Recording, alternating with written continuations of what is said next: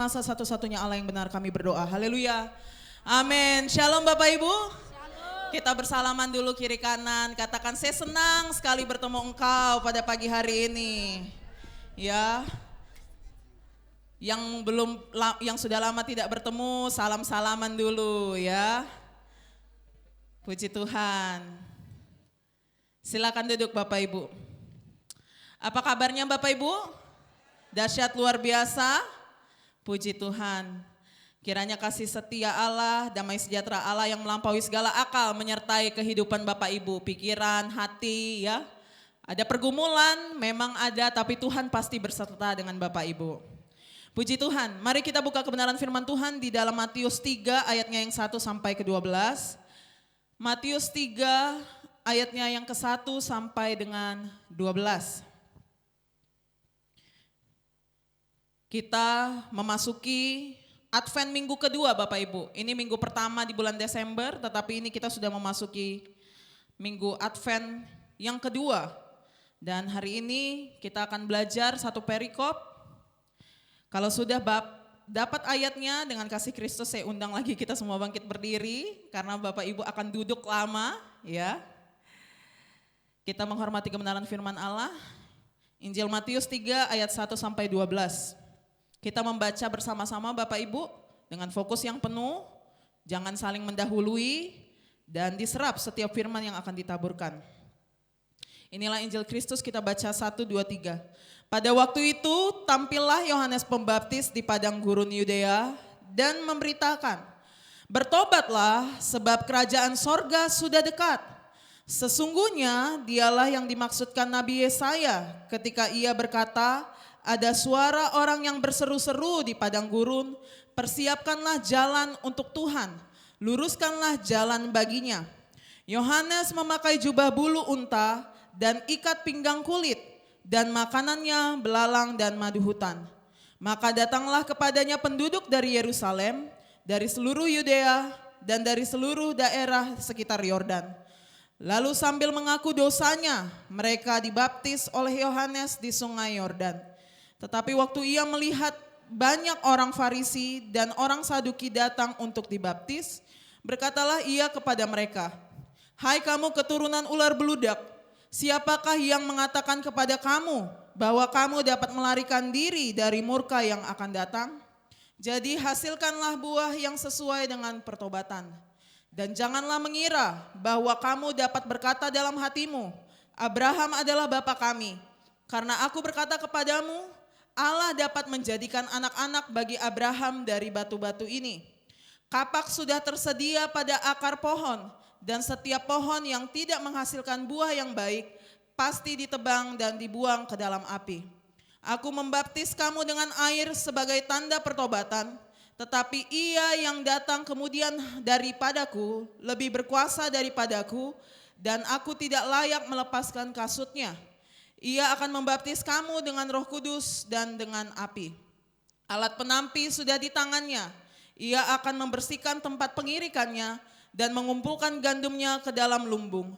Tetapi debu jerami itu akan dibakarnya dalam api yang tidak terpadamkan. Amin. Inilah Injil Kristus, dikatakan kita berbahagia yang membaca, merenungkan, terlebih melakukan kebenaran firman Tuhan dalam kehidupan sehari-hari. Amin. Silakan duduk Bapak Ibu yang terkasih. Hari ini kita akan membahas salah satu tokoh ya, yaitu Yohanes Pembaptis. Boleh slide 3 untuk teman-teman multimedia. Bapak Ibu tahu tahu alat ini? Ayat lagi. Bapak Ibu tahu alat ini?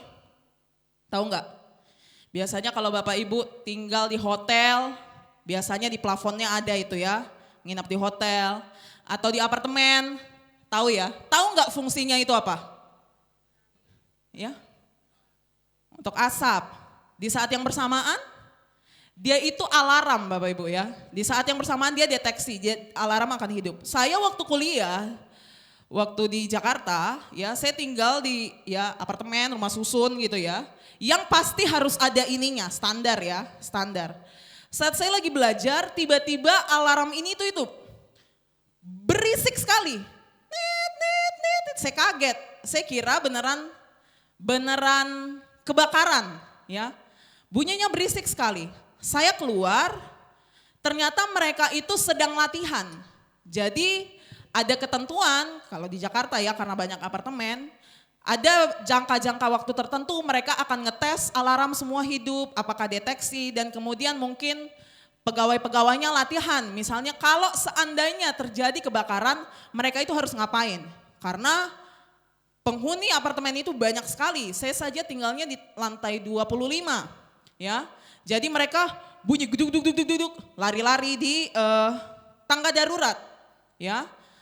Tapi sih mikir tadinya saya nggak tahu, ternyata sudah diumumkan bahwa akan ada latihan hari itu. Tapi akhirnya ada bunyi latihan. Oh ya udah latihan. Tapi alarmnya itu hidup terus sampai mereka selesai latihan.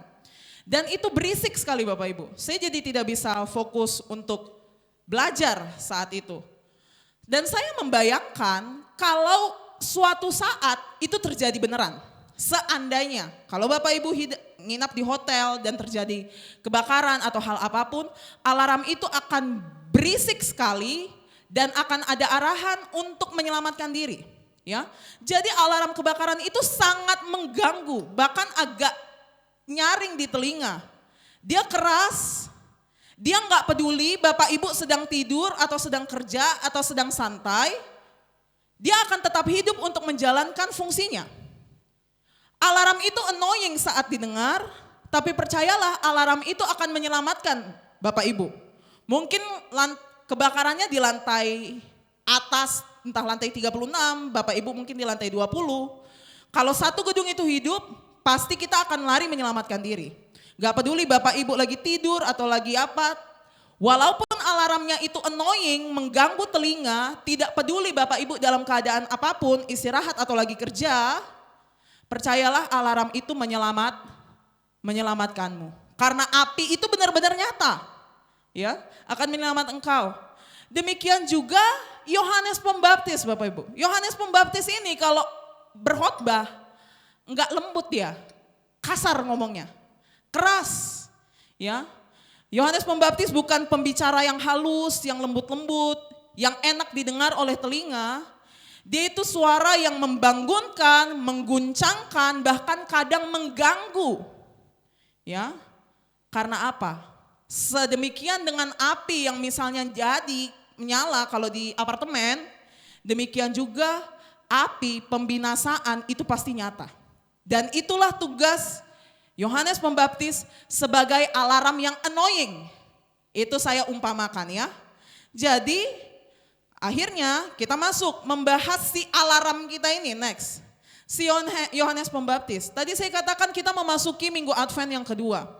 Suara yang paling keras seharusnya minggu-minggu ini belum suara malaikat. Belum suara malaikat yang ngasih tahu ke Maria kalau dia bakal hamil.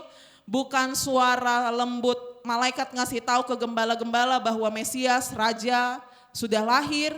Tetapi di minggu kedua kita akan bicara suara yang keras, yang annoying, yang mengganggu. Dan itu adalah suara kenabian dari padang gurun. Ya, dia Yohanes Pembaptis, dia hidup di padang gurun. Dia sudah tahu ya pakaiannya bulu unta, makanannya belalang, madu hutan. Tetapi Tuhan Yesus pernah berkata, di antara mereka yang lahir dari perempuan tidak ada yang lebih besar dari Yohanes. Ya, walaupun kehidupannya sederhana, tetapi Kristus sendiri berkata, di antara semua wanita yang pernah melahirkan, kita yang pernah lahir di dunia ini, tidak ada yang lebih besar daripada Yohanes Pembaptis. Kenapa dikatakan seperti itu? Next, setidak-tidaknya saya rangkum sedikit saja Bapak Ibu, supaya Bapak Ibu tahu alarmnya, ya, kenal alarmnya, kenal fungsinya. Minggu lalu saya sudah katakan, ada masa di mana Tuhan diam kepada bangsa Israel. Dan itu selama 400 tahun. Ya, saat mereka dibuang, Tuhan sudah tidak lagi membangkitkan seorang nabi pun, Tuhan benar-benar diam selama 400 tahun. Kemudian setelah 400 tahun itu masa Allah diam, Yohanes datang sebagai pernyataan bahwa janji keselamatan mulai lagi. Ya, Bapak Ibu bayangkan minggu lalu kita bahas Yeremia, ya, banyak nabi-nabi yang dipanggil oleh Tuhan yang untuk berkata bertobat, mereka tidak bertobat, akhirnya ada penghukuman, ada pembuangan, mereka binasa, mereka tercerai-berai, 400 tahun Tuhan diam, Tetapi Yohanes kini datang sebagai pernyataan janji bahwa keselamatan mulai bergerak lagi. Keselamatan kembali lagi bergerak, dikerjakan oleh Tuhan. Ya. Kemudian dia juga merupakan utusan yang mempersiapkan jalan untuk Mesias. Yesaya 40 tadi sudah dikutip ya di Matius 3 tadi bahwa akan ada suara yang berseru-seru, persiapkanlah jalan bagi Tuhan. Bahkan saya kutip, Bapak Ibu lihat di Maleakhi 3, Bapak Ibu sambil perhatikan saya sambil lihat baca juga ya.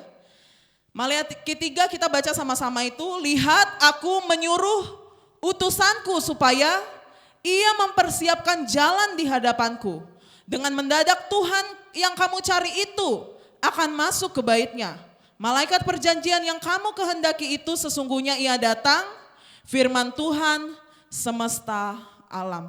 Jadi Maleakhi 3 ini mau ngasih tahu Yohanes Pembaptis yang akan diutus, dia itu mendahului orang yang bukan sembarangan. Ya. Jadi Maleakhi 3 mengajarkan kita Yohanes Pembaptis ini dia mendahului orang yang bukan sembarangan. Orang yang bukan sembarangan artinya Allah sendiri. Ya. Jadi ini kenapa Yohanes Pembaptis sangat relevan sekali untuk minggu kedua kita di minggu Advent. Ya. Yang ketiga, Yang ketiga, Yohanes Pembaptis itu seorang pewarta pertobatan, ya. Yang mengajak umat bukan kepada moralitas baru, moralitas lama artinya apa? Dia hadir bukan untuk ngasih Taurat yang baru, karena Musa kan dulu diberikan Taurat oleh Tuhan kan kepada bangsa Israel, ingat. Tetapi Yohanes Pembaptis tugasnya bukan memberikan Taurat yang baru, tetapi untuk berkhotbah kepada hati yang remuk, karena kerajaan Allah sudah dekat. Makanya tadi Bapak Ibu baca, sebelum mereka dibaptis, orang-orang yang mendengar khotbah Yohanes Pembaptis ini, mereka mengakui dosa mereka.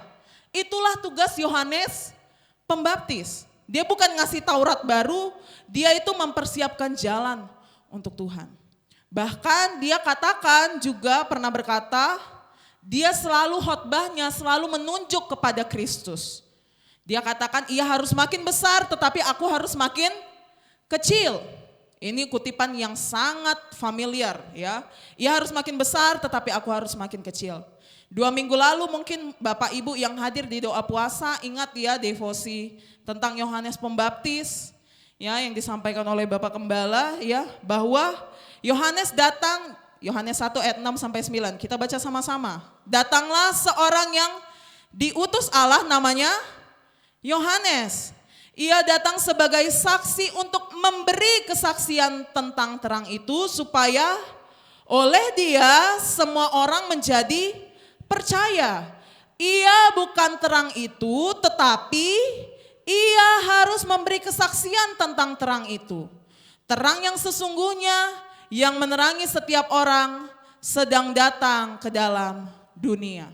Ya, setidaknya saya rangkum ini. Saya nggak mungkin masuk ke situ lagi ya karena nanti akan jadi panjang. Tetapi setidak-tidaknya ini yang merangkum siapa itu Yohanes Pembaptis. Ini yang merangkum siapa alarm yang tadi saya umpamakan seperti alarm kebakaran. Sama seperti alarm kebakaran yang hidup akan annoying di telinga, tetapi kita tahu alarm itu akan menyelamatkan kita. Demikian juga fungsi suara Yohanes Pembaptis. Dan apa yang dia katakan? Next, setidak-tidaknya kalimat yang paling cukup meringkas isi pelayanan Yohanes adalah apa ini? Kita baca 1, 2, 3, bertobatlah. Ya, setidak-tidaknya ini rangkuman isi pelayanan Yohanes Pembaptis. Tetapi bukan hanya Yohanes Pembaptis saja Bapak Ibu. Ingat 2 bulan lalu waktu kita membahas tentang gereja, dasar berpikir kita Tuhan Yesus saat membuka pelayanannya, dia juga mengatakan hal yang sama kan? Bertobatlah sebab kerajaan Allah sudah dekat. Tuhan Yesus juga mengucapkan perkataan yang sama saat dia memulai pelayanannya. Bahkan saat Roh Kudus dicurahkan ya di Yerusalem saat hari Pentakosta, Rasul Petrus juga mengucapkan perkataan yang sama, bertobatlah. Jadi pertobatan ini, bertobatlah sebab kerajaan Allah sudah dekat, itu adalah panggilan yang berulang-ulang kali. Bukan hanya Yohanes Pembaptis, Yesus sendiri berkata begitu. Rasul Paulus juga saat Pentakosta juga berkhotbah bertobatlah. Bahkan kita tahu nabi-nabi dari perjanjian lama, Nabi Yeremia yang minggu lalu kita bahas, Nabi Yesaya, mereka berulang-ulang memberitakan kepada bangsa Israel, bertobatlah. Bahkan sampai saat ini, melalui firman yang diberitakan, Roh Kudus yang bekerja saat ini di tengah kita, masih mengatakan hal yang sama, bertobatlah. Ya, saya yakin Bapak Ibu sudah familiar, kalau saya berkhotbah saya katakan bertobat. Makanya bertobat. Itu adalah kata-kata yang terus berulang-ulang kali sepanjang zaman. Bertobatlah. Jadi hari ini kita akan bahas tentang suara yang keras itu, yang nyelekit di telinga itu, ya, bertobatlah. Sekarang pertanyaannya, next, apa itu pertobatan? Iya kan? Kalau berulang-ulang kali Yohanes Pembaptis mengatakan hal yang sama, Yesus juga mengatakan hal yang sama, Rasul Petrus saat dilingkupi menerima Roh Kudus, berkhotbah di Yerusalem saat Pentakosta mengatakan hal yang sama, nabi-nabi sepanjang zaman mengatakan yang sama, gereja sampai tahun 2025 ini mengatakan bertobat. Makanya kalau saya bertobat, makanya Bapak Ibu, ya. Apa itu pertobatan? Ada yang tahu Bapak Ibu apa itu pertobatan? Oke, next ya. Next, pertobatan kalau dari bahasa Ibraninya shuv, ya, to turn back atau return, berbalik. Tapi apanya yang berbalik? Apakah hanya sekedar direksi, misalnya selama ini saya jalannya begini ke sini, terus waktu saya dengar bertobat, saya balik badan, U-turn, baru saya balik lagi ke arah yang berlawanan. Apakah hanya sekedar itu? Ya setengah benar, karena memang pertobatan itu di situ katakan berbalik. Jadi saya jalannya ke arah sini, saat saya dengar bertobat, putar balik begini. Tapi apakah hanya sekedar itu? Hanya sekedar perbuatan? Hanya setengah benar. Jadi apa yang dibalik sebenarnya? Apakah hanya arah kehidupan kita? Hanya perbuatan kita yang tadinya mungkin kita bikin A, kita putar balik, kita bikin jadi B, ya. Mungkin tadinya kita sempat pisah sama istri, dikatakan bertobat, ya udah minimal satu rumah dulu, tapi gak busa dulu lah satu kamar. Apakah itu bertobat? Apa itu bertobat kalau begitu? Apa yang balik? Ya, next. Yang paling membantu, karena ini kata asli yang dipakai Yohanes Pembaptis di pembacaan kita adalah metanoia. Metanoia itu apa? Yang berubah arahnya bukan sekedar perilaku kita, tapi ini sama ini. Ya. Pikiran, hati, ke arah yang baru. Jadi bukan hanya sekedar saya ke sini habis itu balik ke sini, tapi ini saya sama aja. Saya mau katakan toh, berkali-kali saya katakan buah itu bisa kita palsu-palsuin. Bapak Ibu misalnya dari 5 menit lagi udah dekat PTC, habis berantem, baku maki. Baru Bapak Ibu katakan, ya udah nanti kita selanjutkan setelah ibadah. Tapi di depan sini, baju sama toh, pakai batik sama. Ketemu saya, Ibu Gembala, saya kata, luar biasa ya Bapak sama Ibu. Iya Ibu, memang kita ini saling mengasihi. Padahal baru baku maki di depan PTC. Kalau hanya balik gini, kalau Bapak Ibu mengatakan pertobatan hanya perubahan tindakan, hanya setengah benar. Metanoia sebenarnya yang berbalik adalah ini sama ini. Ya. Perubahan pikiran, hati kita. Kalau ini kita sama ini kita berubah, percayalah perbuatan itu ikut berubah. Ya. Buah bisa kita suntik. bisa kita cat ulang, tampaknya buah yang baik. Tapi apakah dari akar yang sehat? Dari ini dan ini yang benar? Ya. Jadi katakan metanoia. Berubah pikiran, ya. Berubah pikiran dan hatimu. Ya. Sekarang kita masuk, ya. Jadi Alkitab maksudnya perubahan, pertobatan maksudnya perubahan pikiran ke arah yang baru. Pikiranmu ke arah yang baru. Ya. Saya bahas next. Tadi dikatakan bahwa Yohanes Pembaptis berkata bertobatlah, ya kan? Kerajaan Allah sudah dekat. Mereka mengaku dosanya katanya kan? Mengaku dosa, habis itu dibaptis. Terus datang nih dua kelompok, bukan dua golongan dari Farisi dan Saduki. Mereka datang untuk dibaptis loh. Mereka datang nih untuk dibaptis. Tapi apa kata Yohanes Pembaptis tadi? Hai kamu keturunan ular beludak. Bayangkan Bapak Ibu datang pada saya. Ibu Gembala saya mau dibaptis. Hai kamu keturunan ular beludak. Saya yakin Bapak Ibu langsung gak datang lagi ke Dok 4. Ya, keras gak? Itu alarmnya itu. Itulah mengganggunya dalam tanda kutip suaranya Yohanes Pembaptis itu. Mengganggu sekali. Kamu ini pendosa, kamu ini keturunan ular beludak. Siapa yang bilang kamu akan selamat dari kemarahan Tuhan? Dapat melarikan diri dari murka yang akan datang. Mengganggu telinga banget kan itu. Kenapa? Kenapa Yohanes Pembaptis ini? Ini kan orang mau dibaptis. Iya kan? Ini mereka kan mau dibaptis. Saya mau katakan Bapak Ibu, Farisi itu, dia itu yang menekankan golongan Farisi ya. Farisi dan Saduki itu beda lagi golongannya. Ya. Farisi itu mereka unggul untuk penekanan ketaatan lahiriah dari hukum Taurat dan tradisi-tradisi yang sudah ditambah-tambahin tidak original dari hukum Musa. Makanya saya ingat sudah berapa kali juga saya kasih contoh, mereka itu tersinggung saat murid-murid Tuhan Yesus makan gak cuci tangan. Mereka bilang melanggar Taurat ini, itu orang Farisi. Hanya menekankan pada perbuatan-perbuatan lahiriah hukum Taurat. Padahal mereka kecilkan, mereka rendahkan standar hukum Taurat seakan-akan mereka memenuhinya. Kalau orang Saduki beda lagi, mereka itu kaum rasionalis. Yang pakai otak gitu kan, rasional. Makanya mereka pernah nanya kepada Tuhan soal kebangkitan. Karena kebangkitan itu enggak rasional. Ya, mereka itu orang yang rasional yang menolak semua tulisan yang terilham kecuali kitab-kitab Musa. Ya. Jadi dua golongan ini hanyalah dua golongan yang menunjukkan kehebatan ketaatan aja. Yang itu tadi yang perbuatannya saya dari jalan ke sini kelihatannya jalan balik ke sini.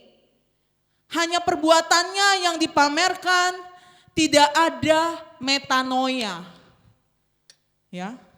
Jadi Yohanes katakan, "Hai kamu keturunan ular beludak." Tajam sekali.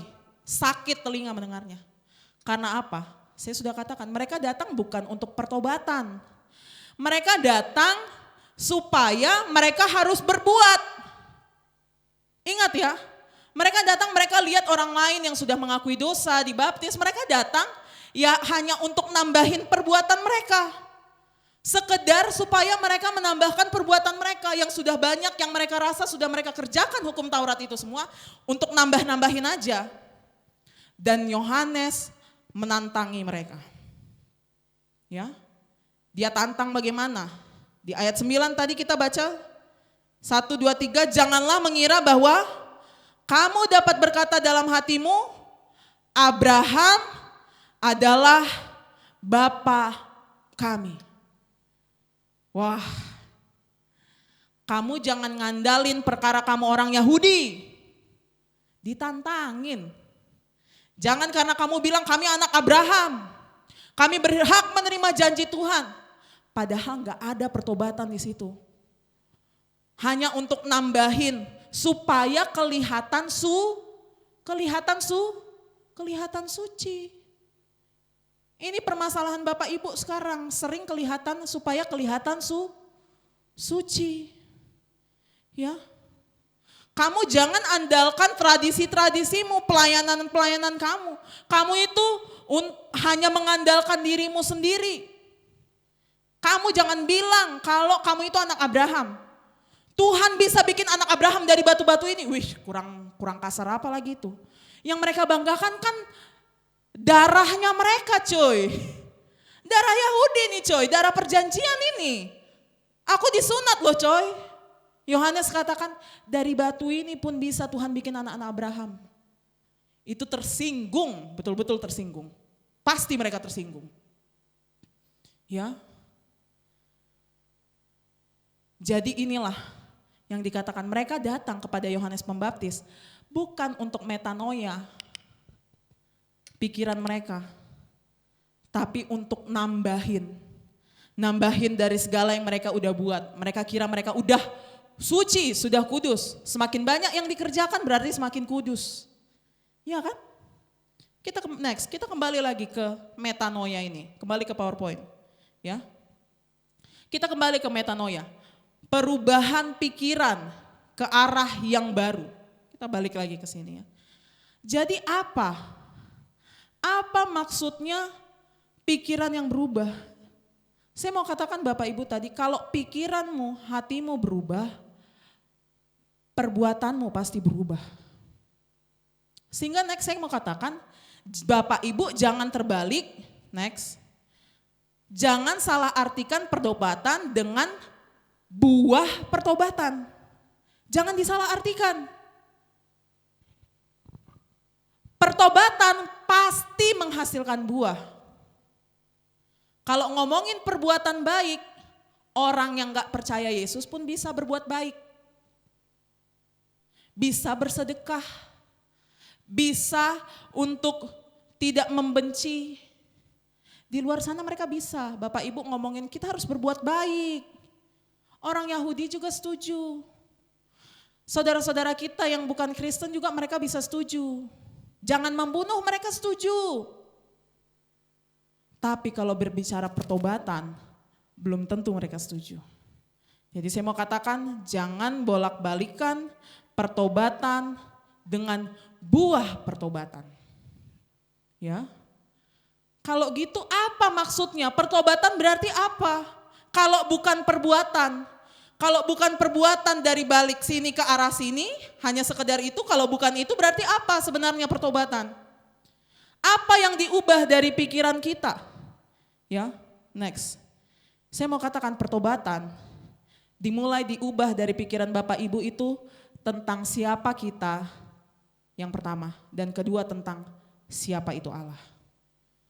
Bapak Ibu diperbaharui pikiran Bapak Ibu tentang ini, Bapak Ibu adalah orang yang bertobat. Oke? Ya. Jadi Tuhan akan mengubahkan pikiran. Metanoia, pertobatan kita itu terhadap dua hal. Tentang siapa kita dan tentang siapa itu Allah. Bapak Ibu di sini masih bersama-sama dengan saya? Ya. Sekarang kita masuk ke poin pertama, tentang siapa itu kita sebenarnya. Ya, kita itu siapa sih? Ya kan? Kita kan nanya misalnya, siapakah aku ini Tuhan? Siapa kita? Next ya. Kita sering berpikir kalau kita itu orang baik. Ya enggak? Misalnya, saya katakan, Bapak Ibu orang baik enggak? Misalnya Bapak Ibu katakan, iya baik sih Bu Gem, setidaknya saya berusaha kok untuk baik. Saya nggak pernah masuk penjara misalnya, itu kan orang baik, iya kan? Saya setidaknya lebih baik daripada orang lain, di atas rata-rata lah kayaknya saya itu. Saya mau katakan maksudnya apa ini? Kita sering berpikir bahwa kita itu orang baik, maksudnya apa? Secara natural dari dalam hati Bapak Ibu punya kecenderungan sombong rohani. Ya, kita itu punya kayak farisi-farisi kecil di dalam hati kita. Farisi-farisi ini ngomongin apa? Kalau kita misalnya melakukan suatu kesalahan, kita akan melakukan pembenaran. Ya udahlah, yang penting kan saya udah kasih persembahan juga. Ya, kita seringkali cari alasan-alasan untuk kesalehan kita. Bahkan kadang kita suka melebih-lebihkan apa yang kita lakukan. Ini paling, mungkin kita nggak terlalu gimana-gimana banget, tapi kadang kita suka melebih-lebihkan apa yang kita lakukan. Sombong, rohani. Melebih-lebihkan apa yang sudah kita lakukan. Kita sering kira kalau kita itu minimal deh, kita tuh orang baik minimal. Ya. Dan kita berharap kalau nanti hari penghakiman, minimal kalau dihakimi minimal buat perbuatan saya tuh lumayan lah. Ya dapatlah nilai B mungkin. Pokoknya di atas KKM lah saya. Ya, kita selalu mengandalkan perbuatan kita sendiri. Kita merasa kita lebih baik dari orang lain. Wow, penyakit orang gereja itu lebih baik daripada orang lain kita kira. Kita itu pengen dapat pujian atas ketaatan kita. Kita suka sekali membandingkan diri kita kepada orang yang mungkin lebih berdosa daripada kita. Kita merasa diri kita benar. Berapa banyak pertengkaran yang terjadi gara-gara merasa diri benar? Saya mau tanya semua Bapak Ibu di sini. Merasa diri benar. Bahkan Bapak Ibu tahu anak-anak tuh, pernah nggak Bapak Ibu mengajari mereka untuk defensif? Defensif itu apa? Banyak alasan. Kamu kenapa gitu, Dek? Ya enggak, soalnya tadi kakak gitu. Ada nggak yang ngajarin kayak gitu? Dari sananya kita begitu. Defensif, menyalahkan orang lain, itu alami sekali dalam diri kita. Saat jadi masalah, pasti tuh mulai lempar-lemparan. Iya tapi begini. Ya kalau saya gini. Yang sana gini. Ini yang harus dirubah. Ya, agak keras gak Bapak Ibu? Makanya saya sudah katakan ini alarm nih, agak sakit di telinga. Engkau yang merasa diri benar, yang gampang sekali merendahkan orang lain. Rubah dulu ini, tentang siapa kamu sebenarnya. Kamu pikir kamu orang baik, padahal apa sebenarnya kita next? Sebenarnya itu Tuhan udah katakan kan berkali-kali, karena semua orang telah berbuat dosa dan telah kehilangan kemuliaan Allah. Bapak Ibu yang ikut ini ya, di doa puasa hukum Taurat dan Injil, fungsinya berbeda ya. Hukum Taurat ini nyatakan bahwa standar Allah tuh tinggi sekali. Ya. Saat Tuhan katakan ada Taurat jangan membunuh. Kita pikir membunuh itu hanya sekedar nusuk orang, terus menyebabkan kematian. Tapi Tuhan Yesus berkata, aku berkata kepadamu sesungguhnya barang siapa marah kepada saudaranya, dia sudah melanggar titah jangan membunuh. Sebenarnya Bapak Ibu di sini siapa yang gak pernah marah sama saudaranya? Siapa yang gak pernah marah sama saudaranya? Saya aja sebagai gembala udah berapa pertengkaran yang saya dengar. Pembunuh kita semua sebenarnya. Karena standar kekudusan Allah itu tinggi sekali. Semua orang telah berbuat dosa dan telah kehilangan kemuliaan Allah. Kita pikir zina yang penting kalau udah ada persetubuhan. Bapak Ibu ngeliat, pengen itu aja udah berzina sama Tuhan. Ya. Mereka tanya lagi, boleh nggak cerai? Ya kan, menurut orang Taurat, iya boleh kalau udah ada hukum suratnya, jadi hukum sipil. Kita sangat jauh sekali dari Tuhan Bapak Ibu. Kamu itu bukan orang baik. Saya mau katakan, Anda, Bapak Ibu itu bukan orang baik. Semua hukum Taurat Bapak Ibu itu langgar. Karena semua orang telah berbuat dosa dan telah kehilangan kemuliaan Allah. Tidak ada satupun kita di ruangan ini hidup sebagaimana seharusnya kita hidup. Makanya saya mau katakan di sini itu semuanya pembunuh, pernah marah sama saudaranya. Ya. Kita tidak mengasihi Tuhan Allah dengan segenap hati kita. Kita tidak mengasihi sesama kita. Dan saya mau katakan kita semua pantas untuk menerima murka Allah. Semua Bapak Ibu, nggak ada terkecuali. Semua kita pantas menerima murka Allah. Jadi ini, kamu kira pikiran kamu minimal kamu hebat, ubah ini. Enggak, kamu bukan orang baik. Oke? Itulah kita. Ya. Agak mulai terganggu telinganya. Sama, waktu saya dengar alarm itu juga mulai nyelekit dikit gitu kan. Agak terganggu. Siapa yang habis berantem? Yang belum berdamai sama saudaranya sekarang? Pembunuh Bapak Ibu. Di hadapan Tuhan. Ya, hukum Taurat itu luar biasa. Gak bisa kita gapai. Siapa di sini yang gak pernah melawan orang tuanya? Dihukum. Kamu pantas dihukum. Pantas menerima murka Allah. Jadi saya mau katakan next Bapak Ibu. Siapa kita? Next. Semua kita bersalah. Dan pantas menerima murka dan penghukuman Allah. Jadi kalau Bapak Ibu pikir, ya saya itu bare minimum lah. Minimal saya begini-begini, enggak. Engkau pelanggar hukum Taurat, engkau pantas menerima murka Allah. Ya. Makin terganggu, agak makin nyelekit lagi. Nah itulah Yohanes Pembaptis itu tugasnya itu. Ya. Jadi rubah pikiranmu tentang kamu itu siapa. Saya ulangi lagi, sudah berapa banyak pertengkaran hanya karena kita merasa diri kita benar. Pertengkaran di dalam rumah tangga.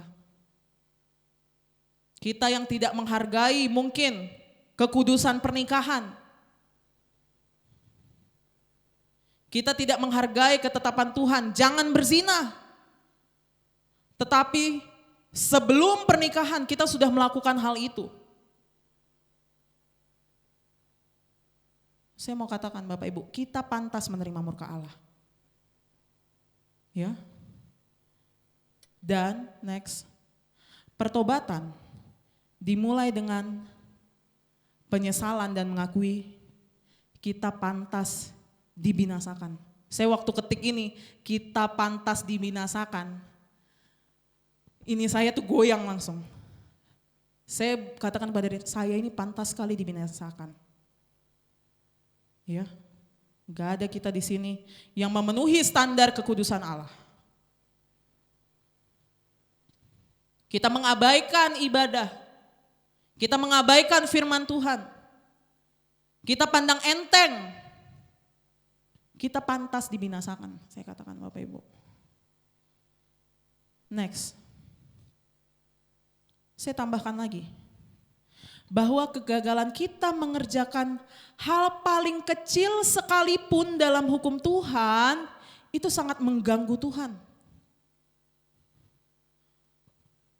Jangan mengingini milik sesamamu. Bapak Ibu perkara pengen aja, itu mengganggu sama Tuhan. Ya. Tuhan tidak duduk di surga sana dan saat kita melanggar perintah Allah, terus mereka katakan, iya sudahlah terserahlah, hiduplah caramu kayakmu suka-suka. Lakukan apa yang bikin kamu bahagia. Enggak, Tuhan benar-benar marah karena hukumnya dilanggar. Ya. Hal paling sekecil pun yang kita pandang di hukum Taurat saat dilanggar, itu sangat mengganggu Tuhan.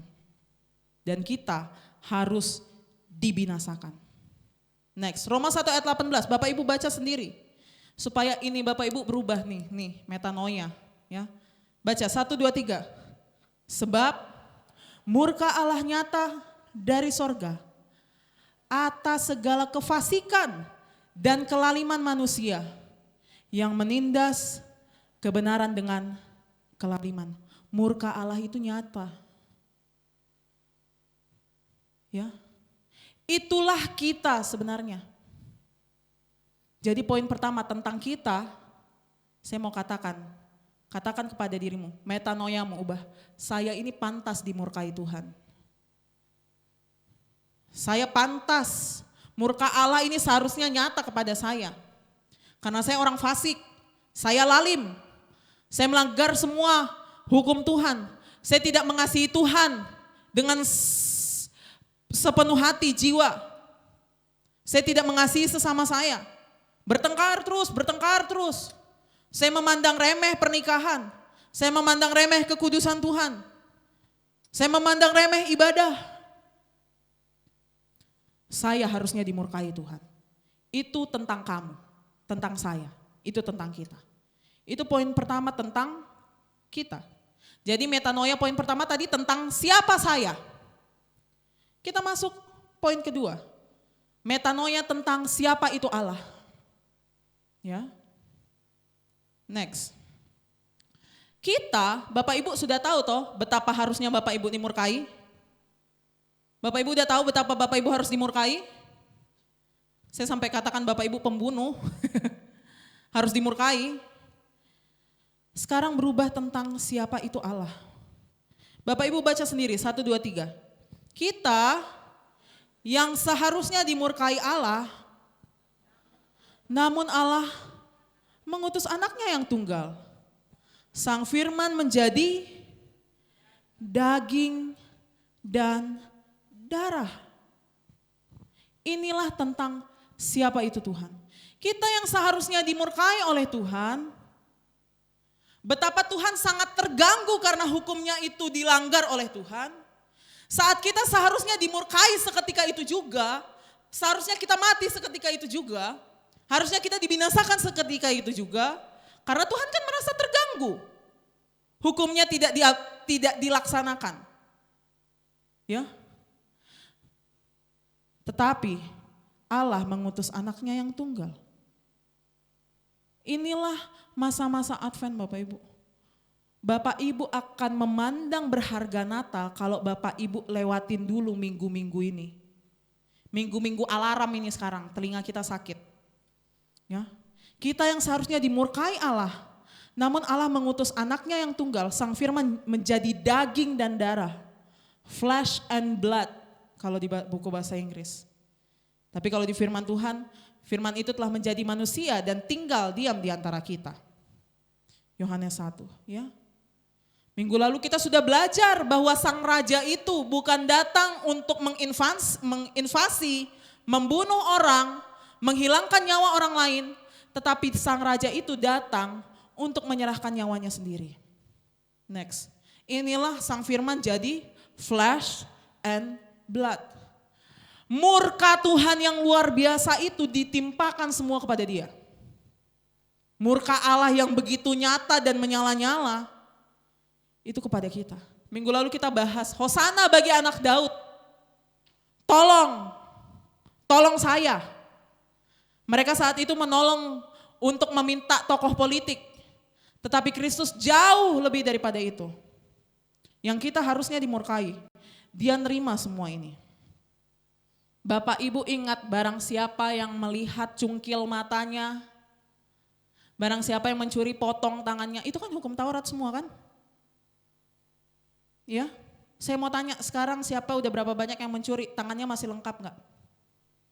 Karena tangan dia yang bolong. Paham?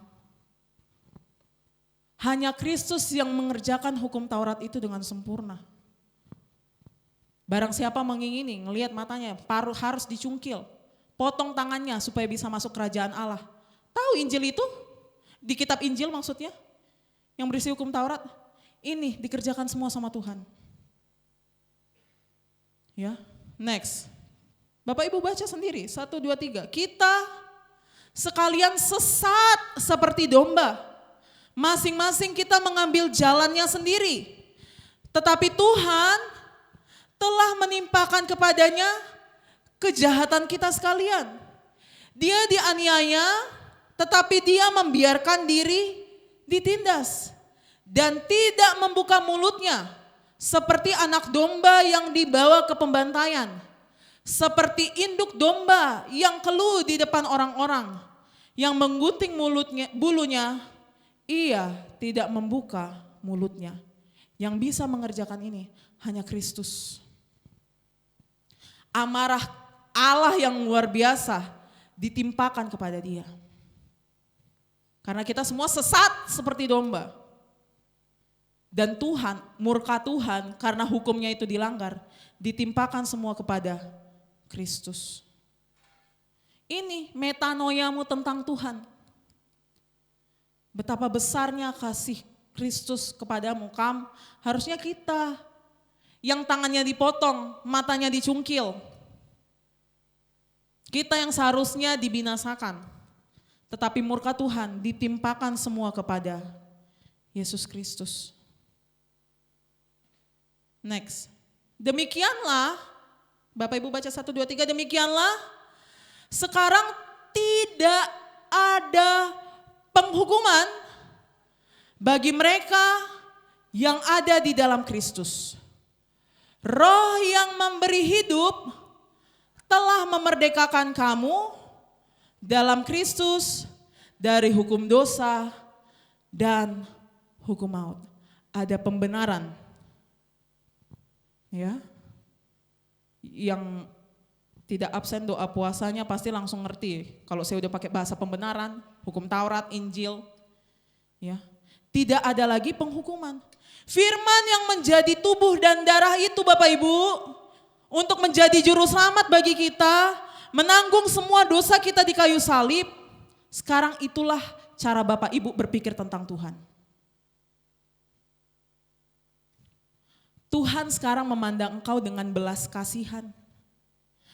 Engkau yang telah mengetahui engkau siapa, bahwa engkau seharusnya dihukum, akui dosa-dosamu itu di hadapan Tuhan. Dan engkau akan menerima janji tidak ada penghukuman. Ya. Dia mengampuni dosa-dosamu. Segala dosa yang kita lakukan, kita akui di hadapan Tuhan. Kita dilingkupi oleh kebenaran Kristus. Karena hanya Kristus yang mampu mengerjakan hukum Taurat dengan sempurna. Ya. Sekarang tidak ada lagi penghukuman bagi mereka yang ada di dalam Kristus. Engkau yang ada di dalam Kristus. Ya. Saya mau katakan Bapak Ibu, tidak ada satu dosa pun yang engkau lakukan yang tidak di-cover oleh Kristus. Ya. Jadi, kalau saya mau rangkum, metanoiamu, next. Pertobatanmu. Pertobatan adalah penyesalan dan iman. Penyesalan doang gak cukup. Itu bukan pertobatan. Kamu menyesal, iya saya menyesal Ibu Gembala. Tapi iman juga. Iman kepada siapa? Kepada Kristus. Semata-mata kepada Kristus. Makanya saya katakan metanoiamu tentang dirimu dan tentang siapa itu Tuhan. Dirangkum, serangkum-rangkumnya pertobatanmu adalah penyesalan dan iman.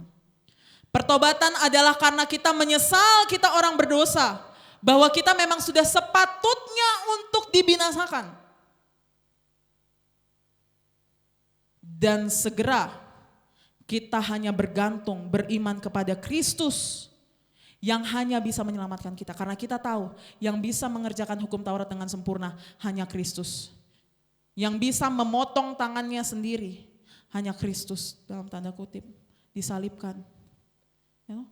Bapak Ibu pasti bingung kan kalau baca ayat, kayak mana ini cungkil mata, kalau mau masuk surga harus cungkil mata, potong tangan. Itu semua dikerjakan Kristus. Dan kini engkau yang diselamatkan, jalannya hanya satu, Kristus. Itulah pertobatan Bapak Ibu. Jadi saat Yohanes Pembaptis katakan, bertobatlah. Saat hamba-hamba Tuhan katakan, bertobatlah. Artinya, sesali kamu itu siapa dan bergantunglah kepada Kristus. Ya. Saya mau katakan pengertian yang error tentang pertobatan. Next. Bapak Ibu jangan kira pertobatan itu hanya satu kali seumur hidup. Bapak Ibu saat ditanya, Bapak Ibu kapan bertobat? Oh iya, saya bertobatnya tahun 70. Ya, itu error ya. Bapak Ibu, pertobatan itu bukan euforia. Oh saya datang ke gereja, saya bersemangat, pendetanya berkobar-kobar, berapi-api, saya bertobat. Udah habis itu selesai. Tetapi pertobatan itu setiap hari Bapak Ibu. Setiap hari pikiranmu itu harus dimetanoia, dibalikkan terus. Ya. Setiap hari engkau di gereja diingatkan dosamu dan juga diberikan kasih karunia Allah. Makanya kalau saya katakan, makanya Bapak Ibu bertobat. Makanya sebelum kita perjamuan saya katakan akui dosamu di hadapan Tuhan, itulah pertobatan. Akui bahwa engkau memang harusnya dihukum oleh Tuhan. Ya. Jadi pertobatan itu bukan satu kali aja seumur hidup, tetapi terus. Pertobatan, pembenaran, pengudusan, pembenaran, pengudusan, pembenaran, pengudusan. Ya. Bapak Ibu masih bersama-sama dengan saya? Hiduplah dalam pertobatan. Selalu akui dosamu di hadapan Tuhan dan terus bergantung kepada kasih-Nya. Penyesalan dan iman. Ya. Next. Karena yang membantu kita lagi ya untuk memahami, dikatakan ketika Tuhan dan Guru kita Yesus Kristus berkata bertobatlah, Dia menghendaki seluruh hidup orang percaya menjadi hidup pertobatan. Setiap hari farisi-farisi dalam hati kita itu, yang jelek-jelek itu, yang merasa diri hebat itu harus terus dibinasakan.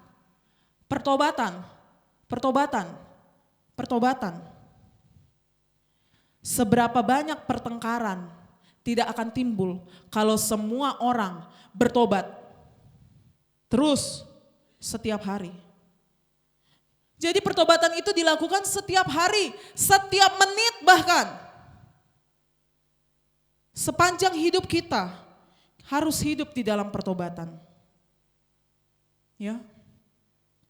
Bapak Ibu, dulu saya pernah punya sepeda, ya. Saya kasih contoh ya supaya Bapak Ibu paham. Saya punya sepeda. Kayaknya Bapak Ibu senang kalau saya kasih contoh. Saya punya sepeda, kan itu akan muter kalau kita ke kiri atau ke kanan, ya. Ada baut yang menghubungkan setir dengan rodanya. Tetapi suatu saat sepeda saya itu malfungsi. Maksudnya setirnya udah belok begini, tapi rodanya tetap lurus. Paham? Jadi kalau saya naik sepeda, walaupun saya nggak bisa roda 2 ya jujur Bapak Ibu. Waktu kecil roda 3 bahkan masih. Jadi kalau saya naik sepeda itu gini pegang setirnya. Tapi lurus, kan kayak keren gitu kan. Tapi percayalah itu lama-lama makin rusak. Saat kita mau ke kanan udah mentok, nggak bisa lagi. Iya kan? Paham ya? Jadi itu harus diperbaikin. Jadi kita harus diperbaikin, dilurusin. Supaya setirnya itu sesuai dengan rodanya. Itulah yang dikerjakan firman terus setiap hari.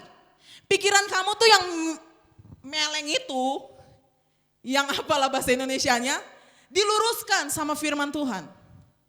Ya, supaya kamu bisa jalan terus di dalam kebenaran firman Tuhan. Itu yang terus dikerjakan oleh Tuhan. Jadi bisa lagi berfungsi sepedanya sesuai dengan sebagaimana mestinya. Dan itu masuk kepada pengertian error yang kedua, next. Bapak Ibu kira pertobatan itu, next. Bapak Ibu kira pertobatan itu hanya, itu yang pertama, yang kedua pertobatan itu kita yang kerjakan sendiri. Itu salah Bapak Ibu. Ya. Pertobatan itu bahkan bukan kita yang kerjakan. Kenapa? Next, ratapan 1, 2, 3. Bawalah kami kembali kepadamu ya Tuhan, maka kami akan kembali. Baharuilah hari-hari kami seperti dahulu kala. Turn, lihat itu di atasnya. Turn, berarti balik lagi kan, metanoia kan. Balik lagi, bawalah kami kembali. Ya, Bapak Ibu masih bersama-sama dengan saya? Jadi pengertian error yang berikutnya Bapak Ibu kira pertobatan itu Bapak Ibu yang kerjakan sendiri. Bahkan itu pun Tuhan yang kasih karunia. Itulah makanya kenapa kita datang beribadah. Karena Tuhan akan terus mempertobatkan kita, balikan pikiran-pikiran yang miring-miring itu. Ya. Karena hanya Tuhan yang bisa membawa kita kembali kepada jalan yang benar. Bawalah kembali, turn. Ya. Bahkan Bapak Ibu ingat kisah para rasul, saat Rasul Petrus, dia itu disuruh makan daging haram. Penglihatan yang turun, terus Tuhan katakan makan. Terus Petrus katakan, jangan Tuhan, itu haram. Tuhan katakan, apa hakmu bilang mana haram, mana halal? Tahu itu? Tahu nggak cerita itu? Tahu ya? Kemudian akhirnya dia bertemu dengan Cornelius. Next. Ya. Inilah dia bertemu dengan Cornelius, ya kan? Terus Petrus teringat, kita buka aja deh ya, supaya Bapak Ibu enggak meleng-meleng lagi ya. Kisah Para Rasul 11 ayat 16 dulu. Kisah para tim multimedia, Kisah Para Rasul 11 ayat 16. Kisah Para Rasul 11 ayat 16. Kisah Para Rasul 11 ayat 16. Kita baca sama-sama Bapak Ibu, ya fokus ya. Ini udah mau selesai nih, udah mau selesai banget, jadi fokus. 1, 2, 3, maka teringatlah aku akan perkataan Tuhan, Yohanes membaptis dengan air, tetapi kamu akan dibaptis dengan Roh Kudus. 17.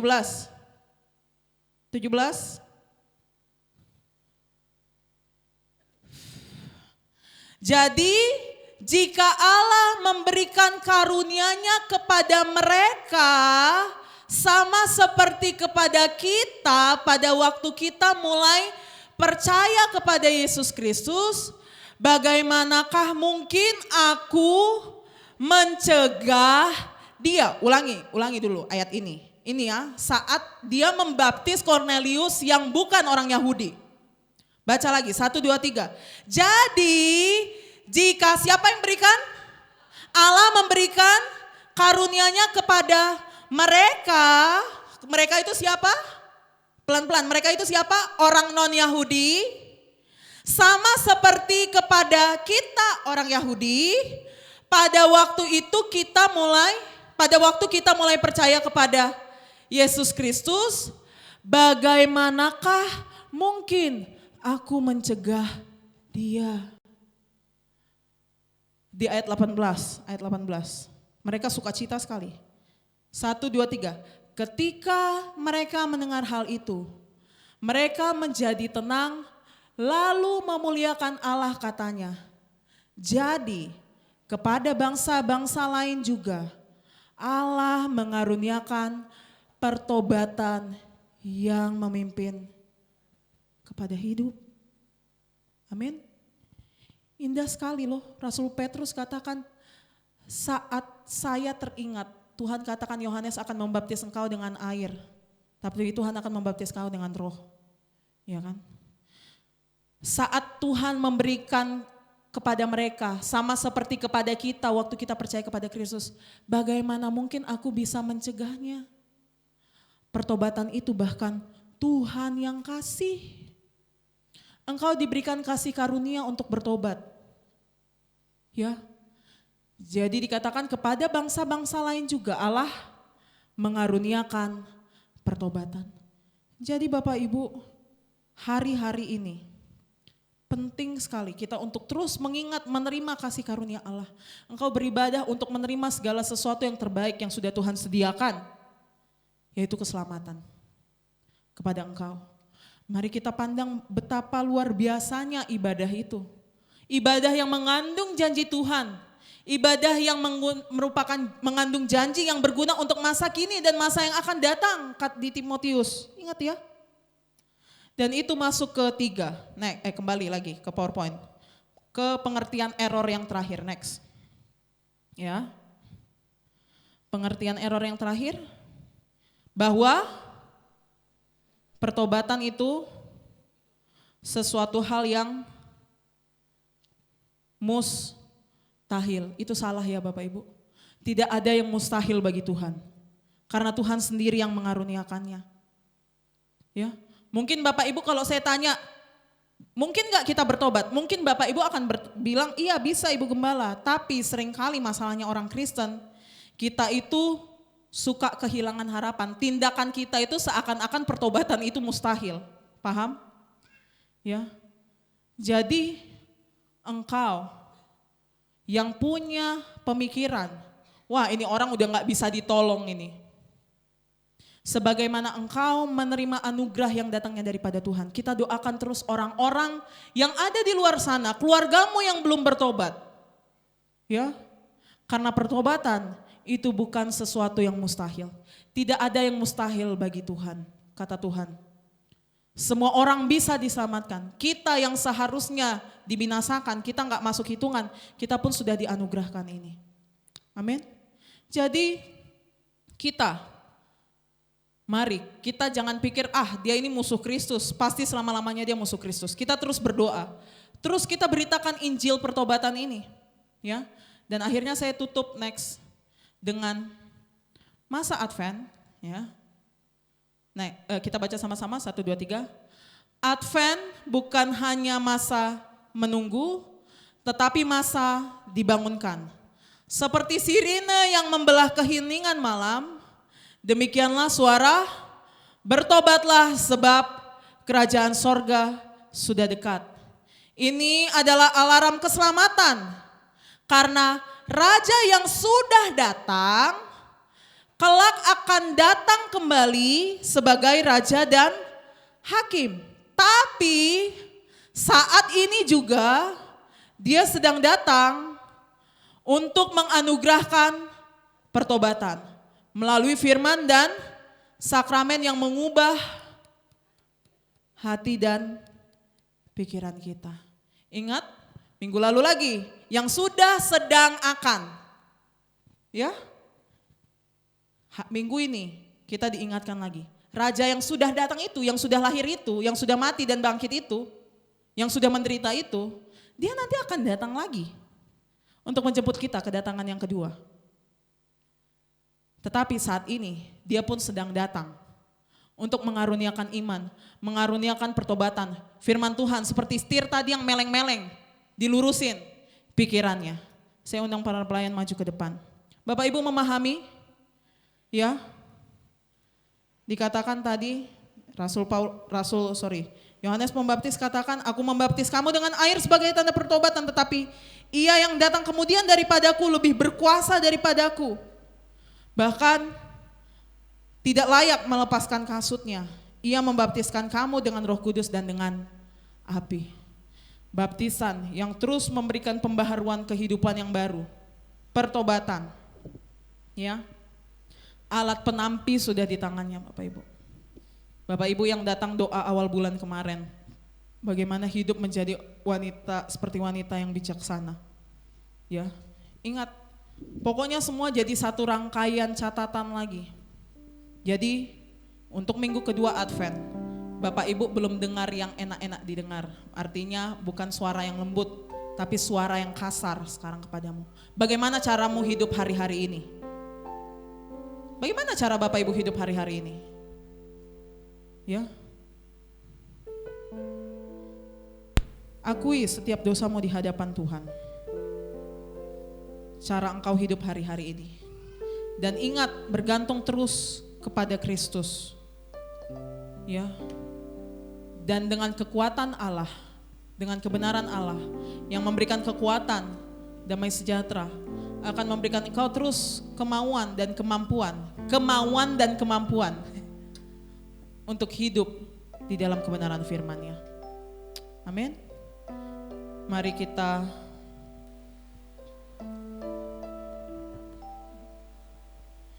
kita bersatu di dalam doa. Terima kasih Tuhan untuk peringatan yang Tuhan kerjakan hari-hari ini di masa Advent ini ya Tuhan.